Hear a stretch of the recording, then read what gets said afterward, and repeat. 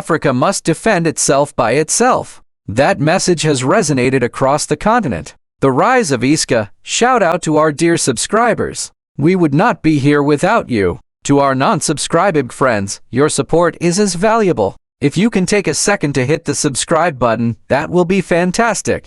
ISCA represents the culmination of silent coordination across Africa's capitals, from Bamako to Pretoria. What began as admiration for Traoré's self-reliance has evolved into strategic cooperation. Delegations quietly traveled. Intelligence frameworks were debated. Defense ministers compared notes. And when it was time to formalize the effort, they chose Kigali, a symbol of post-conflict resilience and African independence, as the birthplace of this security revolution. Importantly, no Western observers were invited. No foreign embassies had a say. This was Africa's conversation in Africa's languages about Africa's future. A vision of sovereign security. Under the banner of ISCA, delegates committed to an ambitious roadmap.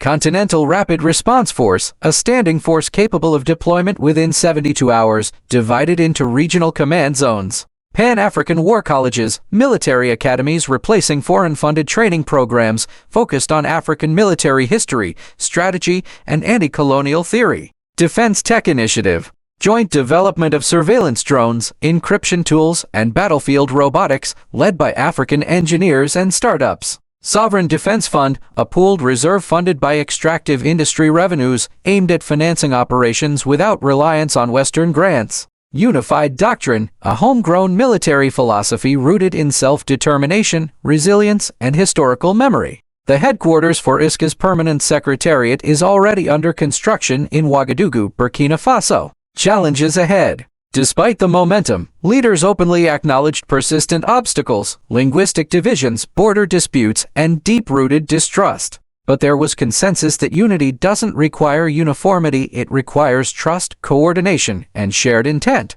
To that end, ISCA will launch military-to-military trust initiatives, joint exercises, and cross-border officer exchanges. The aim, to slowly erode the barriers left behind by colonial borders and external dependencies. The road forward. The Kigali Conference didn't just unveil a vision. It laid the foundation for a new defense architecture, one not built with borrowed bricks, but with African resolve. ISCA may not erase every threat overnight, but it has fired the opening salvo in a new kind of battle, the fight for sovereign security. And as Captain Traoré's once isolated stance becomes a continent-wide doctrine, one message rings loudest from the streets of Ouagadougou to the corridors of Kigali. Africa will no longer outsource its survival.